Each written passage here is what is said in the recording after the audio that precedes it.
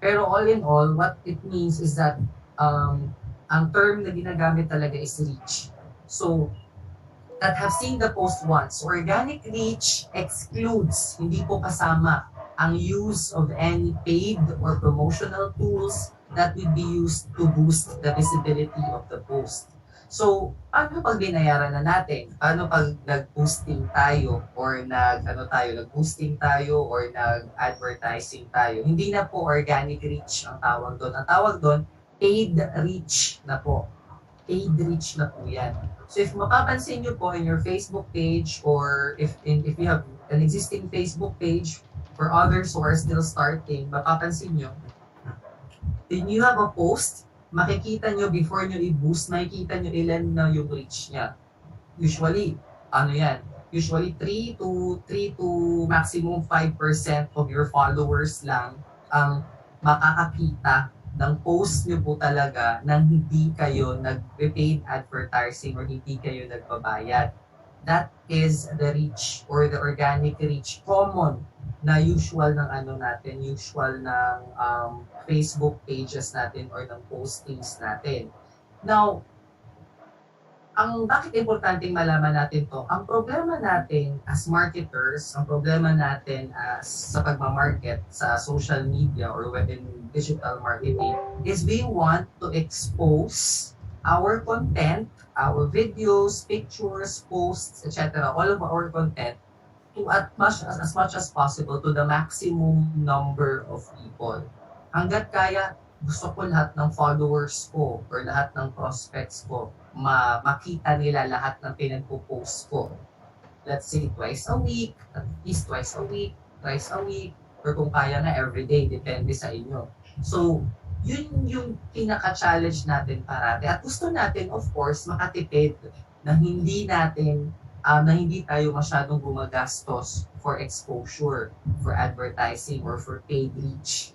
Gusto natin as much as possible, ma-maximize muna natin yung organic reach bago natin bayaran si Facebook na sige, i-boost ko pa to sa ibang mga tao para makakuha ako ng additional followers. So very important na malaman natin, maging komportable tayo na kailangan matuto tayong tumingin muna sa organic reach. Okay?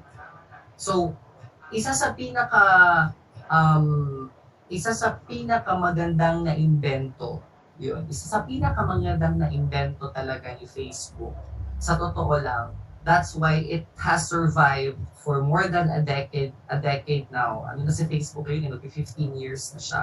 Diba? Siya yung pumalit sa Friendster is yung pag-invento niya ng Facebook Newsfeed. Yung Facebook Newsfeed po talaga, yan po talaga yung bread and butter o yung primary product po ng Facebook, the newsfeed. Sa newsfeed, nakikita natin yung updates ng ating mga friends sa buhay nila. Sa newsfeed, nakikita natin yung update ng mga pages na fina-follow natin, ng mga interests natin.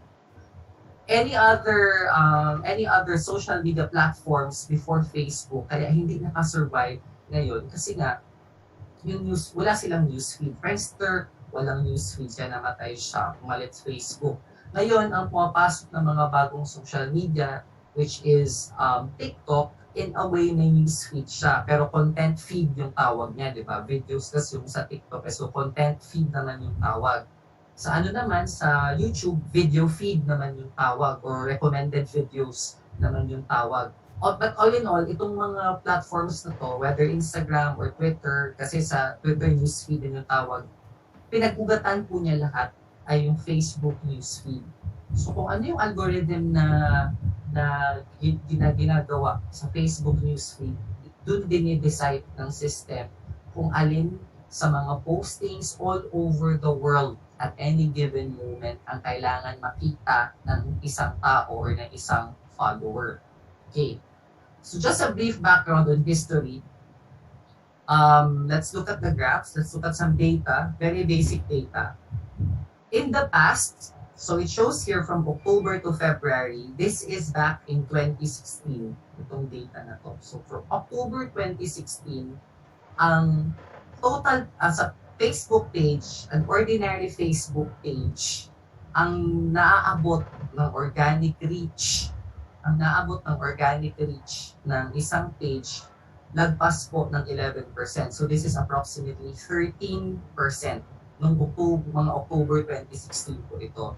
Yun yung pinaka-last. So prior to that, before October 16, mas mataas pa yung organic reach. Ibig sabihin, if you have 100 followers lang, kunwari 100 na yung followers ng page nyo, pag nagpo-post tayo dati, 13 people out of 100 ang makakita talaga na sure, kahit hindi ka pa nag-buy, hindi ka nag-post, hindi ka nag-advertise, sure, makikita nila yung content mo. Kahit araw-araw ka pang magpo-post, makikita nila yun. Yung 13 na yun. So, nirarumble yun ni Facebook kung sino sa 100 na yun. 13 na yun. So, when they decided eventually on December 2016 going to 2017, dito po kasi nangyari, nag-IPO si Facebook. When we say IPO, nag-initial public offering, nagbenta na siya ng stocks open for other investors to invest and to buy stocks for Facebook. So, no time na yun, as you can see, in just a span of few months, in a span of few months, which in 5 months nga lang, from 11% ang organic reach po na kayang abutin ng ating Facebook page sa ating followers, bumagsak na siya to 7, this is actually 7%, 6 to 7%. This happened on February 2017. So, ang nangyari kasi noon, ang itong nasa gilid na to, $40, $50, $60, $70, pinapakita natin na per stock ni Facebook, ito po yung presyo. One stock is equivalent to, at this point, tayo na yun, like noong February 2017, nasa $68 na siya. Yung, if you're going to decide the stocks. So habang pataas ang pataas yung stocks, pabagsak naman yung organic reach. Kung dati-rate, kung meron kang 1,000 followers, 130 people doon ang sure makakita ng post mo na walang boosting. Nung pagpasok ng IPO nila sa bagong algorithm nila 2017, 60 na lang, 60 out of 1,000 na lang. So biglang nahati. Maliit na nga dati, medyo maliit na nga dati, mas pinaliit pa nila. 2019, noong 2019, bumaba pa yan, hindi na 6%. 5% na talaga yung pinaka-ceiling, maximum. Tapos yung pinaka-normal, nasa 3%, minsan pa nga 2% lang. So kunwari, you have 2%, how small is that? If you have 100 followers, dalawa lang sa followers mo ang sure na makakita ng post mo. If you have 1,000 followers sa page nyo, 20 lang doon ang makakakita. Now, ano naging problema dito? Yeah. Problema dito, sinundan pa to na nagkaroon ng, of course, this algorithm was also carried over to Facebook Messenger and to Facebook Instagram. Ang nangyari dito, yung news feed natin na kinaliklakyan, if you remember, back in 2017 going to 2019, mga 2 years tayong nag-suffer na nakakita natin sa newsfeed natin, puro mga ads, halos puro mga ads. It was also the time kung saan marami ang umalis ng Facebook kasi feeling nila, puro na lang ads. Yun yung naging problema na puro na lang ads ang nakakita ng mga tao. Naalala niyo po ba yun? Sino po nakaalala ng time na yun na you felt na Facebook is parang hindi ko na nakikita yung mga updates ng friends ko. Puro na lang mga ads ang mga nakikita ko. Naranasan niyo po ba yun? This was actually 2018, 2019, year 2017. So mga 2 to 3 years po tayong nadanas yun. Sino po nakaalala nun? Type 2, kung naalala niyo yun? Meron ba? There was a time na siguro yung iba dito at that time, tsaka ang hirap ang hirap mag-advertise nun sa Facebook. Kasi pag ganun, ang nangyari kasi, imbis na gusto natin ng organic marketing, puro naging basurahan ng content yung nangyari sa Facebook. Actually, yung basurahan dito. Ibig sabihin, imbis na makapag-advertise, imbis na makapag-ano ka ng content, kahit sobrang ganda ng content mo, kailangan mo pa ring bayaran yung Facebook. So, naging pay to play na siya. Sobrang naging magastos ang Facebook for advertisers. But most importantly, um, sobrang naging pumangit yung user experience ng members ng Facebook. So what happened nung pumangit? Ayan. This is on year 9, year 10, and then on year 11, this is for 2017 yung nangyari to. Marami ang umalis sa Facebook right then and there in just a span of 5 months din kung kailan bumaba yung organic reach. 174 million users globally ang umalis sa Facebook. So saan sila lumipat? Siguro lumipat sa ibang platform, yung iba napunta sa Instagram, a lot pumunta sa mas naging active sa YouTube. Dito rin pumasok si TikTok. So yung mga umalis ng Facebook dati, at kung kailan yung paglabas ni TikTok, doon lumipat. Kasi mas nagugustuhan nila yung algorithm ng mga ibang social media na to. Kasi kahit pa paano, na-expose at mas mataas kaysa sa 3% or 5% yung exposure ng organic reach ng content nila. So tama nga naman, bakit pa ako gagastos ng sobrang laking pera, meron pa namang ibang social media. So madaming umalis po. Nag-suffer po talaga over the within 3 years din na maraming umalis sa Facebook. Dagdag pa dyan ang pagkakaroon ng fake news. This was the time of Trump, especially during the Trump elections, going to the US elections. Dumagdag yung fake news, dumagdag din yung identity theft or yung pag-scam at hacking within Facebook. Kasi hindi mo na alam kung ano yung totoong ads ba talaga. May mga ads na clickbait. Pagpunta mo sa ads na yun, nakuha na pala password nyo. Nakuha na pala yung primary details nyo. If you've experienced this before, siguro nagulat yung iba na bakit ako may second account? Hindi naman ako gumawa ng second account. There was a time na madami sa mga distributors natin, business owners natin within Sante, na parang, yung pa nga, franchisees talaga, leaders natin, tapos message ako na, sir, paki-block po yung second account ko na yan kasi hindi po yan ako. So, identity theft, tapos fake news, mas naging madami. So, what happened? During that time, masalimuot ng mga years, Facebook lost over $119 billion after announcing major changes to the Facebook newsfeed. So, they incurred a loss, and ito yung statement ng Mark Zuckerberg.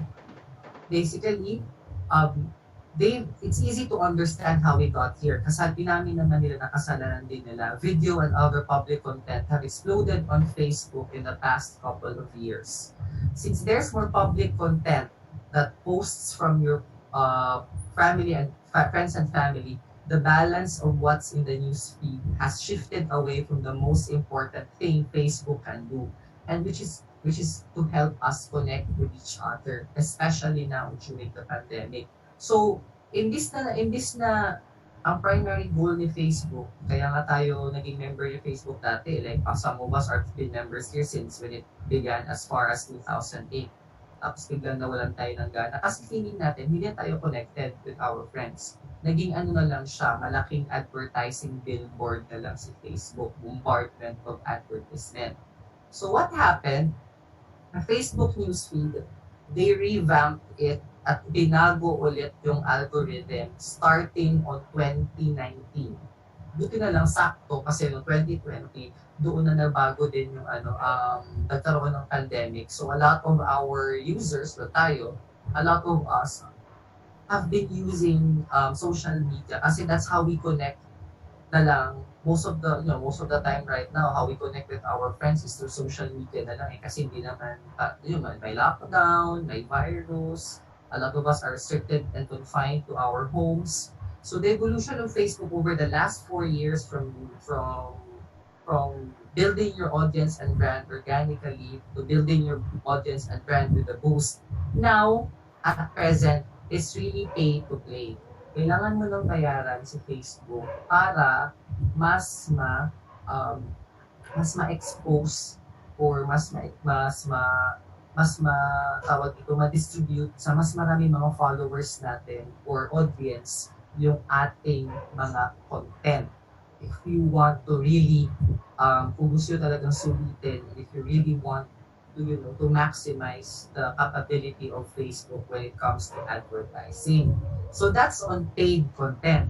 What happened to organic reach? Sa organic reach naman, sa organic reach naman, kunwari ito, a sample content. Sa organic reach naman, na-maintain na from 3% kasi bumaba 3%, tinaas nila pabalik to 5% maximum ceiling, tinaas nila pabalik to 5%, but at the same time, pwede pang tumaas up to mas potentially mas mataas pa if your content if your content has an element of virality and if your content is really good to and shareable with other people. So, yung newsfeed content ngayon, it analyzes posts, real time po, nangyayari po to real time within Facebook. Ang pag-a-analyze ng algorithm, ina-analyze niya ang content available all over the world. Ilan yung mga videos currently ngayon naka-upload at any given minute. Yung mga signals, considerations about content. Anong mga content ang trending? Anong mga content ang nag-viral ngayon? And then predictions, considerations about the person tayo. Pinipredict niya based from our history ng mga pinapanood natin sa Facebook at click natin sa Facebook. Pinipredict actually ng system, ng app natin kung anong mga content ang ibabato sa atin after natin makita yung video or makita yung post. And then, tsaka siya gumagawa ng overall score. So, dati, this is how content is being ranked kung anong mga organic content going for organic reach ang pwede pa nilang ibato pa, i-distribute pa na may potential for virality. Average time spent in content. So kung video, mas siya ngayon, mas priority ni Facebook ngayon basically videos. So kung video mo, mas tinapos, mas pinapanood, at mas tinatapos, ibig sabihin, signal yun na okay, pwede ko pa itong i-promote pa sa iba niya mga followers. Huwag natin siyang i-cap ng 5%. Itaas pa natin, baka i-ano pa ito ng ibang followers. Prior to 2019 pa po ito ha. So, nag-revamp na bukas ulit. Overall engagement, ilan yung nag-like, nag-react, nag-comment, nag-share. How informative the post is. Ano yung story type? Kasi may iba-ibang story types tayo. Pwedeng picture lang, pwedeng carousel or slideshow, pwedeng video yan, or pwedeng text format lang. At kung kailan siya pinuposts. Itong 5 to dati ang pinagbabasehan ni Facebook. Kung yung post mo ay pwedeng isagad natin beyond the maximum allowable organic content reach. 2019 na 2021, the new Facebook algorithm, mas ginalingan pa ng system para alam niya na ito kasi prone to sa abuso eh. Pwede kasi itong abusuhin. Kunwari, pwede ko namang pikiin yung overall engagement eh. Let's say, ipa-like ko lahat sa mga friends ko. Ipa-like ko lahat, ipa-engage ko sila, ipa-comment ko lahat ng mga kilala kong mga friends ko. Please like and share yung mga ganung content, di ba? Pwede kasi itong madaya. So, mas ginalingan pa nila for 2021. Besides those elements, yung andyan pa yung average time spent in content, kasali pa rin sa bilang. Kung kailan pinost yung content mo, ano yung story type mo, and how informative the post is.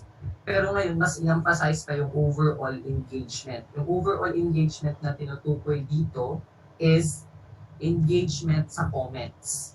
Hindi sapat na like lang. Yung like halos hindi na binibilang. Mas gusto niyo yung Facebook reactions.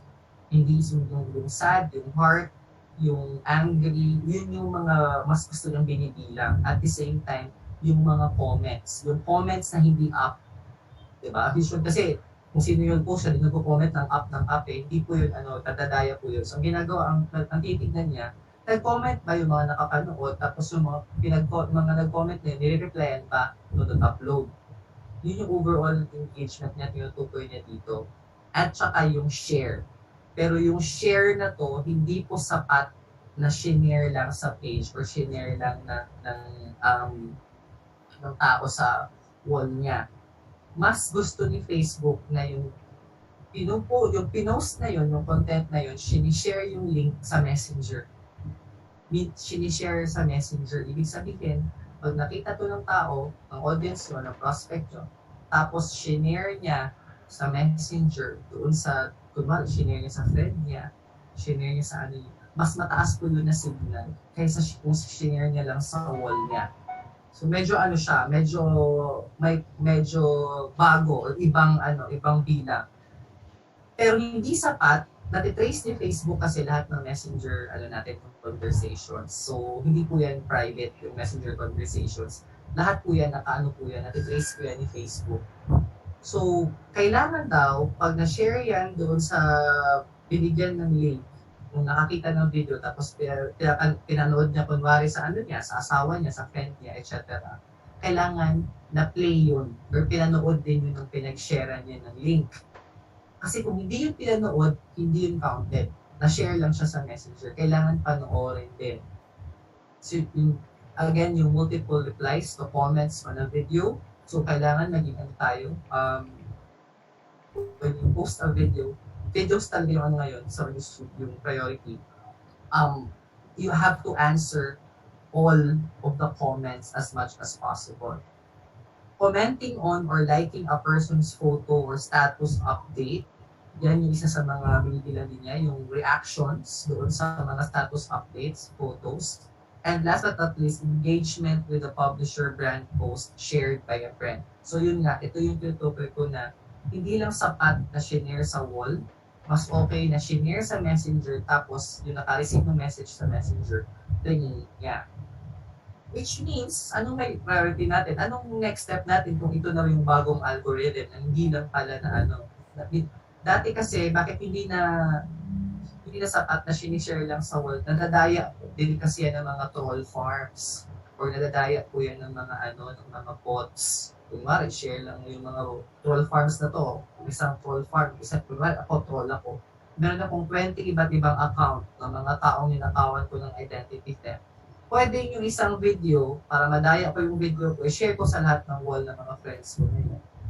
Pero dahil sa bagong rule na to, na kailangan sa messenger, i-send, tapos plinay ng taong yun, kahit yung 20 trolls na yun, i-share niya sa buong messenger niya. Usually yung mga troll accounts, wala naman masyadong friends yan. Tapos hindi naman nila close friend, na usually mga, kasi, yun nga, mga fake accounts, hindi na maintain. Nababawasan ngayon yung fake news at nababawasan ngayon yung identity theft. Kaya sadya po na ganito yung algorithm ngayon ni Facebook when it comes to what content will be promoted to our followers or to our prospects. Malinaw po ba yun? Are we learning something or may napipick up po ba tayo?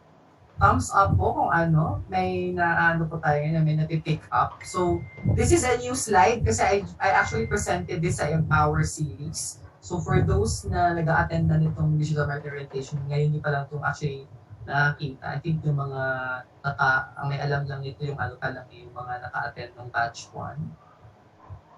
Yan, okay, good. Able to follow. Good. So, what needs to be done? Now, anong gagawin natin? So, what needs to be done? Kung dati, nadadaya natin yung organic, kung dati, pag click lang pala natin yung video, okay na pala. Dati kasi, pag pinanood lang, ay, mas mataas pang content na ito. Papanoorin ko lang papanood ko sa mga nag sa akin.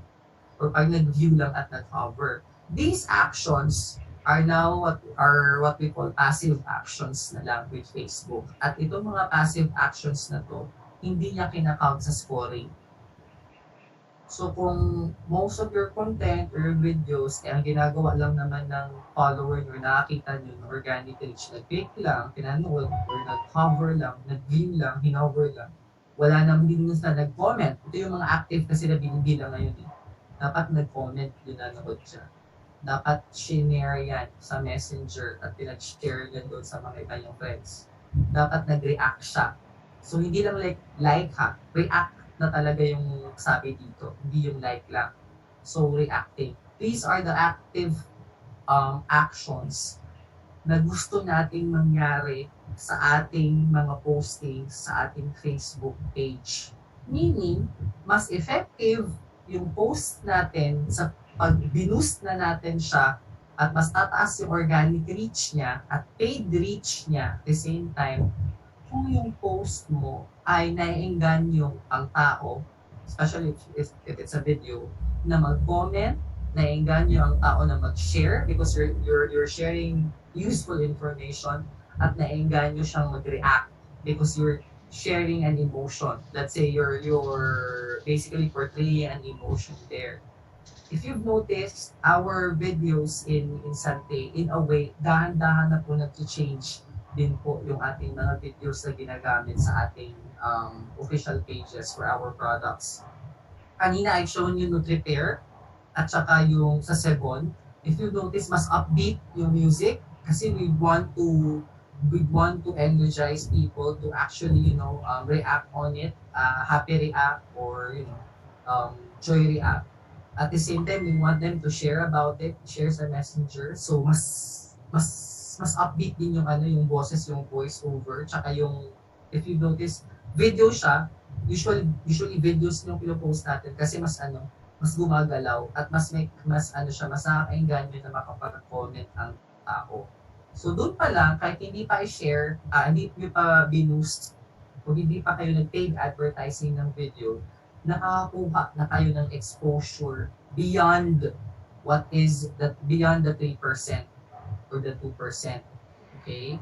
So, there are really some posts na mas effective i-boost kahit there are posts na hindi mo kailangan or there are some posts naman na pangit i-boost or hindi effective i-boost kasi nga yung elements ng ganito kulang.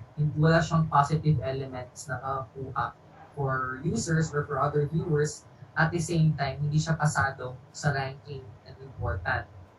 So, kailangan piliin natin, or hindi na pinipili, pero we have to be careful on medyo kailangan pag-isipan talaga natin yung ipopost natin at isasabihin natin sa ating mga postings on Facebook.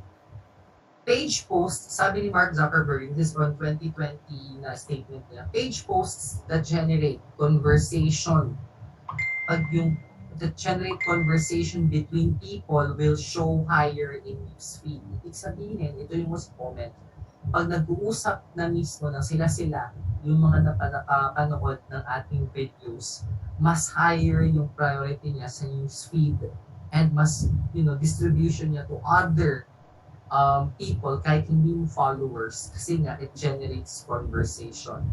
For example, live videos, live selling, live Facebook live selling stories often lead to discussion among viewers on Facebook. In fact, sabi pa nga dito, if you want to maximize Facebook right now, live videos on average get 6 times as many interactions as regular videos. At totoo pong napatunayan natin yan because over 2020, the most successful small businesses all over Facebook are those pages na nagla-live selling talaga.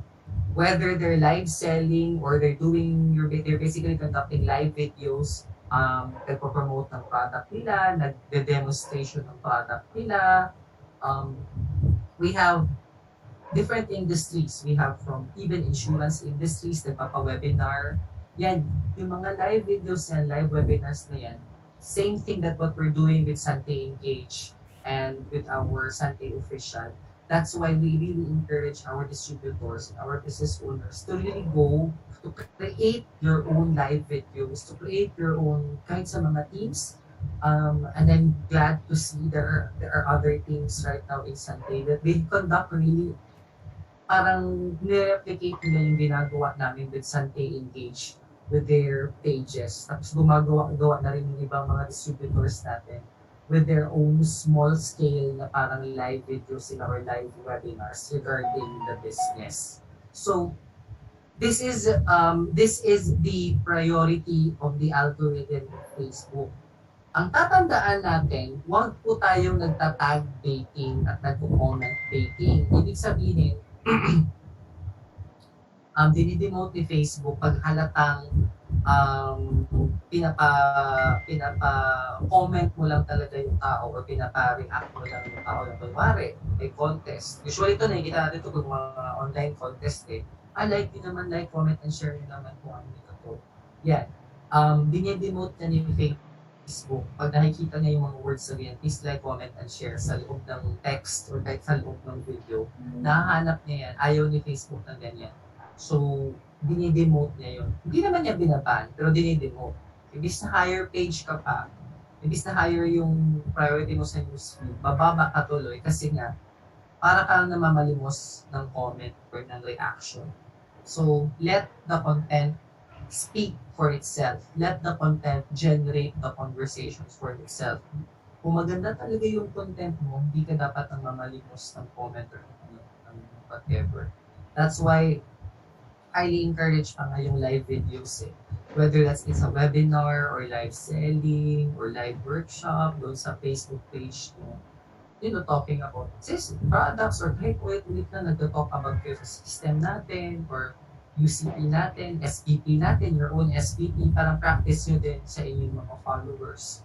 Those are much more effective rather than just posting a ready-made video tapos i-share at i-share lang. Okay. So, this is an example of let's say this one. Dito pinakita lang basically ng buffer na kayang abutin without boosting anything yung let's say yung organic reach na 5,604 people. To think na yung followers lang itong page na to ay nasa nasa I think 10,000 to 12,000 followers. Pero na-maximize niya into more than 50% in organic reach pa lang simply because the followers had something to, may nakita sila dito na may nakita sila dito na maganda kung kaya yan, taas yung shares, medyo madali-dali yung react. Yan yung mga bagay na hinihingi ngayon sa atin. So these are some techniques lang that's very important for you to take home in your journey for Facebook advertising. Is one, these are some very important reminders. You can screenshot this para at least may kayo reminders. Post less.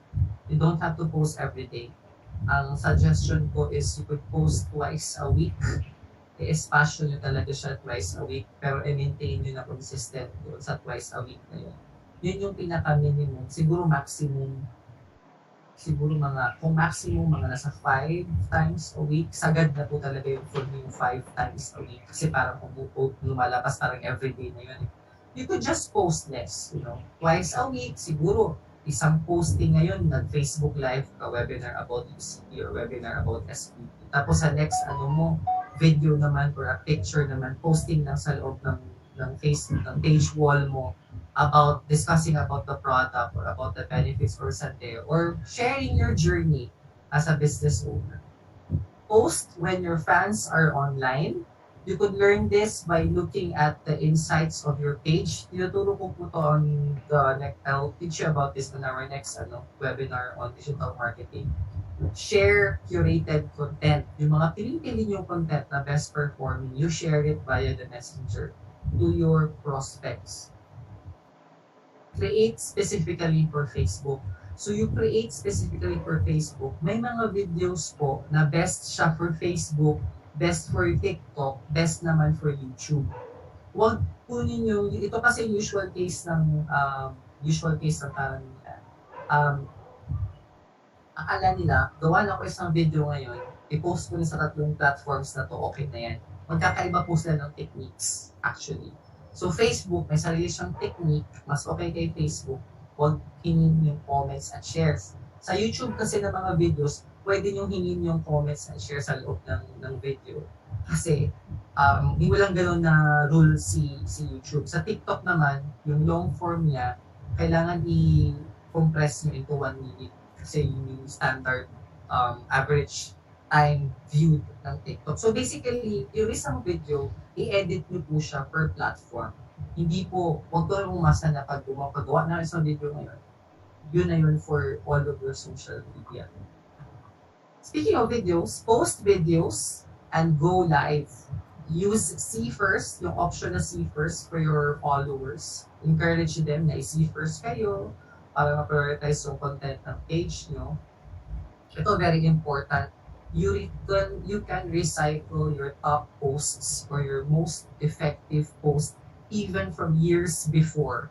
Meron kayong post na nag-viral or meron kayong post dati na binoost nyo kasi sobrang ganda ng posting pero hindi na kayo pinagang mag-boost.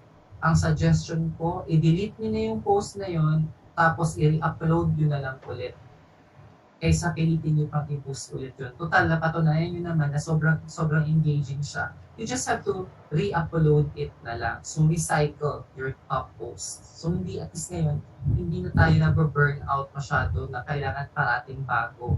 Kasi pwede namang i-recycle yung top posts natin.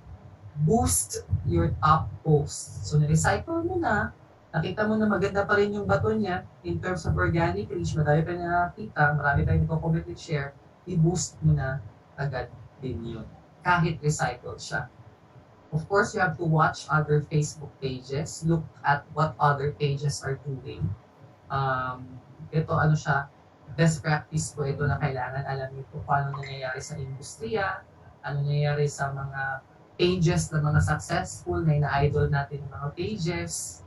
Pages na favorite ko ngayon tinitignan kasi magaling siyang gumamit talaga ng Facebook social media is ano lang, hindi siya connected sa industry natin pero same market kasi yung tinatap natin. Try nyong bisitahin yung Orocan na page at tignan nyo on yung technique nila na ginagawa nila doon. Experiment with the new content, Facebook stories, Facebook Live. It's really time to really push further beyond the boundaries na hindi lang po sapat na post lang tayo ng post. We really have to expose ourselves na mag-live din po tayo, mag-webinar din po tayo, mag-Facebook stories din po tayo, gumamit din po tayo ng TikTok. Maybe it's time to finally, try TikTok and maybe try YouTube as well. Reply to comments, and of course, you could even create a link Facebook group or sarili yung Facebook group within your Facebook page. Yan po yung mga top priorities ngayon ni Facebook. So, 4 na pictures lang. One is ito, stories, messengers, messenger sharing, link sharing in Messenger, Facebook Live, tsaka videos. Ito po yung 4 na priority ngayon ni Facebook ng bagong algorithm. Facebook 2021. Yes, tama po yun. Yung anong page sabi po, ano yung page, Sir Eugene? Orocan po ba? Yes, Orocan. Kasi ang tinatap nilang market, masa din. Tapos makikita nyo doon kung paano nila ginagamit. Lahat ng comment talaga ng ano nila doon, nag-react sa post nila, nireplyan talaga nila. Tapos sobrang witty, na hindi naman like super pinag-isipan, pero sobrang prangkahan lang, diretsyahan, pero nakakatawa. Wala lang. Best practice. Kasi, one way or another, may mapipick up at mapipick up kayo ng mga techniques doon. So, one good way to really pick up a technique when it comes to advertising is really learn from the best. Choose pages that are really doing well, tapping the same audience. Kung sa tingin nyo, pareho naman kami ng market. Let's say for me Sante Barley, ang kaparaan ng market if you are trying to tap on the masa market, Orocan is one way that you could look. You could also look at RightNet. You could also, nagsasabi na ako ito ng mga brands ngayon kasi hindi naman tayo naka-Facebook Live. Pero normally hindi ako magsasabi ng brands. Tama ba, Sir Ian? Hindi naman tayo naka-live. Normally hindi ako magsasabi ng mga brands. Pero tignan nyo yung ginagawa. Oh my God, YouTube lang naman, YouTube lang. YouTube lang, Yun, you could look at those pages. Tignan nyo din yung mga YouTube nila. Tignan nyo, hanapin nyo kung may TikTok din sila, paano ginagawa. Kasi mga similar industries to na similar audience na tina-target natin. You could learn something from. Tignan nyo paano ginagawa ng mga insurance companies, Sun Life, Manulife. Kasi diba, same in terms of promoting our Sante Partnership Program, if you look at what insurance companies are really offering, it's still investment. Same thing. We're offering the same thing, investment. Iba nga lang yung packaging, but the same thing. We're offering the same thing. Gets? So, ganun po tayo natututo na you could look at other pages and learn from them. Ano ba yung, ask yourself right now, sa page na meron ako ngayon na gagawin ko or na meron ako ngayon, anong page yung gusto kong maging, yung a-idolin kong pages? At at paano nila ginagawa? Bakit super successful yung ginagawa nilang ganun? So yung mga techniques na to and technical things na to, I'll teach on our next webinar for digital marketing. Next Wednesday. So, doon lang po muna. Thank you so much. Hopefully may natutunan po kayo this afternoon. Sir Ian, thank you so much, Sir Mark. Ma'am Cecil, Ma'am Cheryl, Sir Arley, Ma'am Sheila. Yes, Sir Ian. Actually, marami silang natutunan kasi ito, yung pinresent ko ni Sir Eugene ngayon was an exclusive for the Engage Academy Empower series. No, Excel series, di ba, Jean? Yes, this is Empower series. Oh, sa Empower and some of it sa Excel. So, yun. Inano ko na, ni-YouTube ko na para may record tayo. So, you can share, no? You can share sa inyong mga business partners. What I suggest also, this is just a suggestion. If your business partners cannot attend the live, you can actually do a Zoom call and simply play the YouTube link.